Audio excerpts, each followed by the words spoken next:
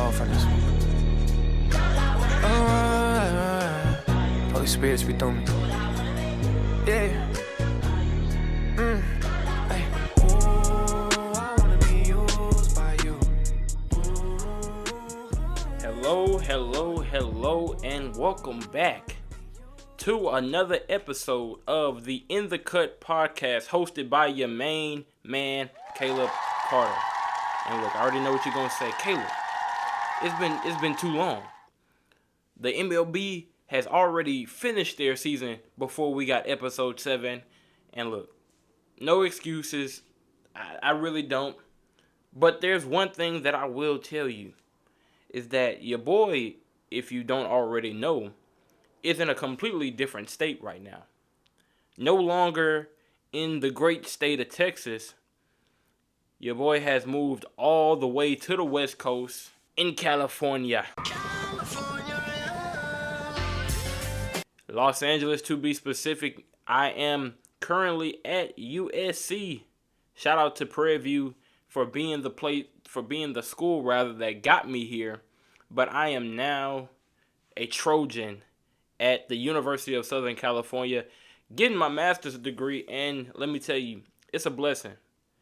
It is definitely a blessing just to be out here and to have these type of opportunities. But look, before we get too far in the show, for my regular listeners, you already know what's coming. I need you to do your boy a favor. Instagram, Twitter, Facebook. Follow this podcast on those platforms at The In The Cut Show. Instagram, at The In The Cut Show. Twitter, at The In The Cut Show. Facebook, you guessed it, at The In The Cut Show. If you want to get any updates, and look, I know it's not much to update you on, but if you want to get any updates, if you care at all, go follow those platforms so you can keep up with this podcast. And look, if you do follow the Instagram, then you probably saw that I was at the Lakers game last night, which was the 10th, November 10th, for those who are not listening to this on the 11th. I was at the Lakers game last night where they played the Toronto Raptors. And if you follow the Instagram, then you probably saw me and a good friend of mine, Benjamin Royer, on the court doing a quick stand-up for the social media. And I know you're like, Caleb, how did you get on the court? I really can't explain it to you. But I just want to let you know that I'm not just sitting down on my hands out here in Cali. I'm actually trying to work. I apologize for not getting the podcast, but look, your boy is trying to make some things happen. But anyway, let's get right into it. The NFL season is fully in swing. The MLB, like I said, has wrapped up. Shout out to the Los Angeles Dodgers for winning their 8th World Series championship. And, you know, just a quick side note, it's pretty awkward being in LA as an Astros fan. Because, look, everyone is going to bring up 2017, right? And don't get me wrong, it was bad. But can we be honest? Can we be honest as a fan base, right? Everybody cheats. What? Bro, what are you talking about, man? I think we have enough evidence to confidently say everyone cheats in their respective sport. It's just about not getting caught. And the Astros got caught in 2017, so sure, we deserve the flack or whatever. But shout out to the Los Angeles Dodgers for finally winning a real ring, right? Because the one that they won in 2020 was a Mickey Mouse title. I mean, the regular season was basically 60 games? Wasn't even a full 162. Mickey Mouse ring in 2020 for the Dodgers, but they finally got a real one in 2024. So shout out to the Los Angeles Dodgers. Bullpen was going crazy. And then you bring Shohei Ohtani, who didn't have the best World Series, but that type of firepower helped get them there, and they just closed it out over the Yankees.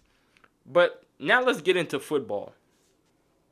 because even though I'm in LA, I still pay attention to my hometown teams. And the one team that caught my eye in this past week was, of course, the Houston Texans. Sunday night football game. Houston Texans coming to the game, I believe, 6-3, facing off against the 7-1 at the time Detroit Lions. Key matchup, Sunday night football. All eyes were on that game, and the Texans lose. And for the people who didn't get a chance to watch the game, the Texans lose 26-23, but they lose in a fashion that would make you no longer want to be a fan of the Houston Texans, at least for this season. It was one of the most disgusting performances I may have ever seen, and here's why. Jared Goff, the quarterback for the Detroit Lions, throws 5 interceptions. Hot garbage. Hot garbage. I can't even fathom how you throw 5 interceptions and somehow win the game. But the Lions found a way to do that because the Texans and C.J. Stroud, who I love, but we have to be honest, is not having a good season. C.J. Stroud throws 2 interceptions of his own. In every phase of the game that they could have done badly, What did he say? they found a way to do badly at the wrong time. Caleb, what do you mean? On offense. Of course, Bobby Slowick deserves some culpability. I've been very unimpressed with Bobby Slowick, the offensive coordinator for the Texans, this season. I'm not sure where the magic went from last year because I loved him last year. Dude was creative, drawing up all these types of, different plays. But this year, the magic just doesn't seem to be there. So Bobby Slowick deserves some culpability. But C.J. Stroud, you have Tank Dell wide open in the end zone. You get it to him late and you put too much air on the ball. That's an interception. The defense. And look, it's hard for me to blame the defense in a matchup where you get 5 interceptions. Don't get me wrong. Because I thought the defense balled out. But look, you have to get stops when you need to get stops. And when they needed to get stops, they did not get stops. Let him cook. The last 3 possessions for the Detroit Lions, they go touchdown, field goal, field goal. Don't get me wrong, I love what the defense did. I mean, because Detroit came into this game, averaging some crazy number per game. The Lions were a high-powered offense, and you limit them to 26 points. Kudos to the defense. Kudos to DeMeco Ryans. Don't get me wrong, but when you need to get stops, that's when we need you to get stops. In the fourth quarter, game on the line. And lastly, Kaimi Fairbairn, our kicker. Fairbairn has been very good for the Texans during his tenure. I remember when Fairbairn came to us as a rookie, wasn't sold on him. Dude was missing kicks pretty often. But he's become a pretty good model of consistency as his career has developed. And unfortunately, for the Texans, that consistency went out the window, at least for one kick. The one kick that would have put the Texans up in this game, because the game was tied 23-23, and Fairbairn misses the go-ahead kick, which would ultimately lead for the Lions to get the ball, drive down the field, and then kick a game-winning field goal of their own. So don't get me wrong. The Texans have all the pieces. If you've been paying attention to the Texans at all, I mean, Nico Collins is out, Stephon Diggs is out, unfortunately. But even still, you have John Mechie at wide receiver, Tank Dell at wide receiver, Dalton Schultz at the tight end position. Joe Mixon, who's been great this year for the Texans coming out of the backfield. That game was there for the taking, and we just didn't take it. And this has been kind of the story for the Texans all year. I mean, don't get me wrong, we're 6-4, but if you've watched any of the games, they just haven't shaken out the way that you would think they would. I mean, we're barely squeezing by certain teams. I'm just looking at the schedule right now. I mean, what was it? We barely beat the Colts when Richardson had some interceptions of his own. That was the game that was his last game as a starter, matter of fact. Joe Flacco was starting for the Colts now. So, I mean, it's just been an up and down year for the Texans. Then you go out there and lose to the Jets, right? I mean, so I still have faith. Don't get me wrong. I don't think we'll do anything in the playoffs this year. I think we came in riding high off of last season and, maybe got a little bit over our heads or at least the hype got a bit too high.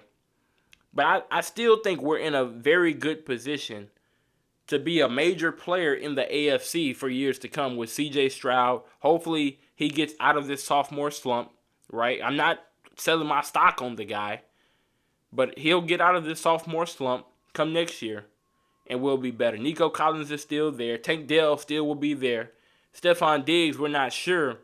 He's on a 1-year contract. I wouldn't mind bringing him back, depending on how much you have to pay him. But it's been a rocky season so far. Now we move into the lesser football league, and that would be college football. And I know that's probably an unpopular opinion because you have people who say that college football is better than the NFL. Sorry, no. Don't get me wrong, the atmospheres are great sometimes because, I mean, nowadays we're seeing Penn State play Ohio State, their highly touted whiteout game at 12 in the morning. What are we doing? For me on the West Coast, that's 9 in the morning, right? So you basically take the air out of that crowd because they got to wake up so early. Most of those people are coming to the game drunk, right, at 9 a.m. So it just doesn't hit the same. Those games need to be played at nighttime. But anyway, looking at this college football AP Top 25, I don't have many issues with it, but there are 2 teams that I would like to talk about. One being the Indiana Hoosiers. For anybody who doesn't keep up with college football, Indiana is currently 10-0, 10 wins, 0 losses. Indiana was a bad team last year, to say the least. But they've turned it around somehow. Indiana is ranked number 5, behind Penn State, Texas, Ohio State, and Oregon. Only one of those teams is undefeated, similar to Indiana, and that is Oregon, who is ranked number 1. Ohio State, Texas, Penn State are 2, 3, and 4. Each have 1 loss on their resume. Here's my problem with it. Indiana really hasn't played the toughest of schedules. I think anybody who watches college football would admit that. But if Indiana, let's say, had a different name, let's say they went by Michigan and had a big M on the side of their helmets, I believe they might be ranked at least number 2, because I think Oregon had the prestige coming in from last year, so they deserve to be number 1. But if Indiana was Michigan, the AP would have them at least number 2. And Caleb, how can you say that? I mean, Michigan is a storied program. Well, excuse me. Michigan coming into last season, hadn't won a national championship. They were a good team, don't get me wrong. But during the course of the 2023 season, they didn't play anybody worth noting. And were blowing the brakes off of them. The same thing that Indiana is doing. Maybe not the toughest of schedules, but they are handling these teams. But Indiana isn't rewarded for it, and Michigan was. So that's my first problem. The second team I want to talk about is the Colorado Buffaloes. For longtime listeners of this podcast, you remember that the first episode of this podcast was talking about primetime going to Colorado. And that was more about the cultural aspect of why some people didn't like the move. Forget the football from that first episode. But now let's look at the football. Currently, the Colorado Buffaloes are 7-2. Let that sink in. For those who don't know, just 2 years ago before Deion Sanders got there, they were 1-11.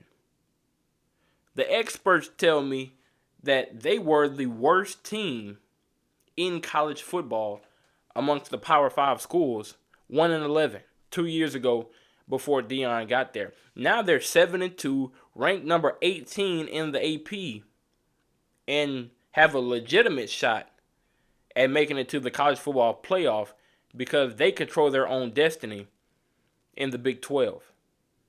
The Colorado Buffaloes and the Indiana Hoosiers are the two biggest stories, in my opinion, in college football right now.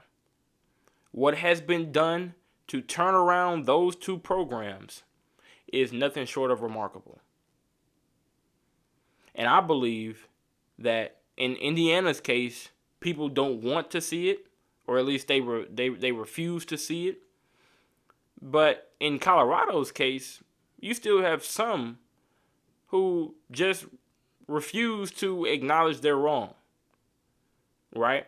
Because if you remember the first podcast, again, it was speaking more to the cultural move of Prime going to Colorado. I never said that the Buffaloes would be bad.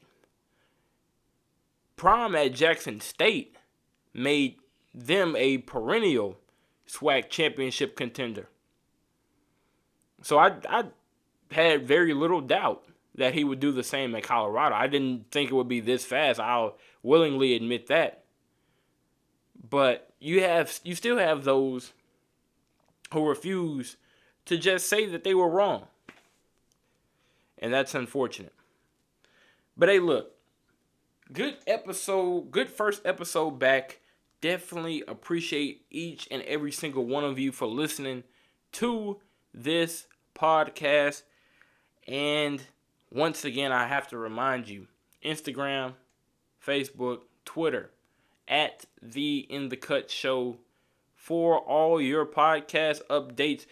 Well, look, we're going to try to build some type of consistency, right? I'm a master's student now, so don't hold me to it because the workload is ridiculous. But we got a dream that we chasing, and we're going to make it happen. But I appreciate each and every single one of you for listening. Stay safe. Stay blessed. We out of here. Cause the point is to show him my Abba. I just feel like the time is upon us. We the children in need of his guidance. I don't need no AP to live in this timing. Like it's shady, we still not afraid. Tell my lady I'm here to the grave.